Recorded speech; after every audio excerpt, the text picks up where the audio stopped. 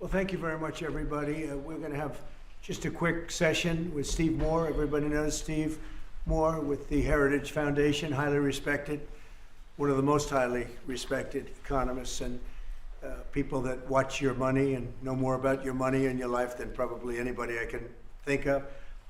And I want to thank Steve for being here. I saw this today. They came out. What he puts out gets a lot of coverage, and I saw some of them, and then he had a couple of others. And I'd like to ask Steve maybe to discuss a few of these numbers that were just released. I mean, literally just released. And then we're going over, and we're going to do Purple Heart. We have some incredible, brave people that I look forward to, so we're going to do that right after this. Steve, could you say a few words about the various charts? Thank you, Mr. President. So I called the President because I had some very good news from some new data that we've been able to put together that no one has ever seen before, and I'll just very quickly go through these. So I was telling the President that he did the right thing in calling for a new head of the Bureau of Labor Statistics, because this shows that over the last 2 years of the Biden administration, the BLS overestimated job creation by 1.5 million jobs. That's a, Mr. President, that's a gigantic error. And I don't know if she's, I'm not. It might not have been an error, that's the bad part. If it was an error, it would be one thing. I don't think it's an error. I think they did it purposely. Whether that, you may well be right, but even if it wasn't purposefully, it's incompetence. Right. Okay, so 1.5 million jobs overestimated. We have access to the, some data that no one else does on what has happened month by month with median household income. This is based on unpublished Census Bureau data.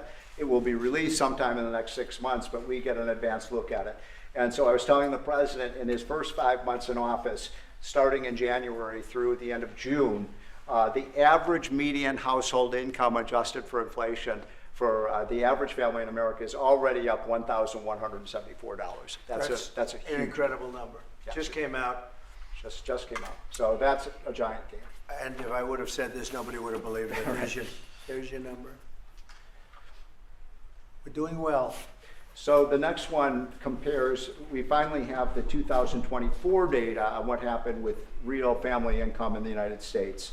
And so what I did was I compared the record in Donald Trump's first term with the Joe Biden first term. And you can see that, by the way, these dotted lines here, Mr. President, that's COVID. So if it had not been for COVID, these numbers would have been substantially better. But even taking account President Trump's last year in 2020, we saw a $6,400 real after inflation gain in income for the average family. And that compares with Joe Biden, which was a measly $551. So, Mr. President, you gain 10 times more income for the average family than Joe Biden is because of your policies.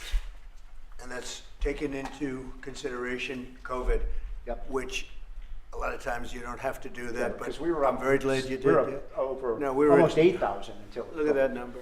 Yeah. Okay. So then we looked at which families did the best. And we have data from the Census Bureau that shows by income percentage. So the 25th percentile is the lowest income, 75th percentile is the highest income. And what I find fascinating about this, Mr. President, is every income group did better. The red is President Trump, the blue is President Biden.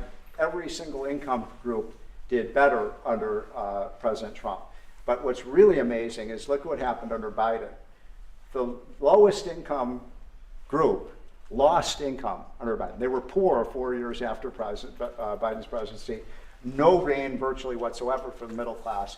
And the rich was the only group that did better under Biden, which is ironic because Biden keeps saying he was trying to get rid of income inequality. He made income inequality worse, not better. It was President Trump that reduced income inequality. These numbers just came out, by the way. Yep. And then finally, these are the numbers just I just showed you in percentage terms. Mr. President, these are the numbers in dollar terms. So even the lowest income, 25th percent, gained about $4,000 in income. That's a lot for a lower income family. $6,400 for the middle class and almost $10,000 for the richest. So you can see every income group did better under Trump than Biden by a wide margin. that's the story. I think when you look at them, they're all something, but this one chart really says it better than anything. If you look at this, this is great, but this chart is pretty amazing right here.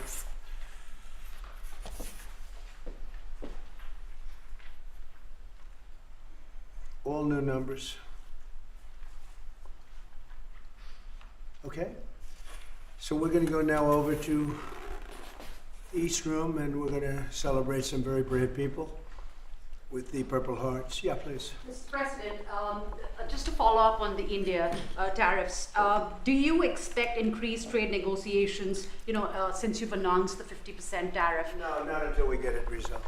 Mr. President, does your deadline for Vladimir Putin agreeing to a ceasefire still stand tomorrow, or is that fluid now that talks? Say it, what? Is your deadline still standing for Vladimir Putin to agree to a ceasefire tomorrow, or is that fluid now? It's going to be up to him.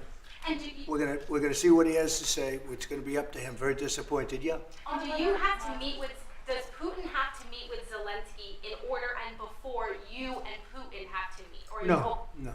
Are you So hoping you're for, willing to, that's actually important because President Putin said this morning he was pretty dismissive of this idea of meeting with President Who was? Zelensky. President Putin was. I don't know. I didn't hear For you him. to meet with him, he doesn't have to agree to meet with Zelensky. Is that what you're saying? No, he doesn't. No.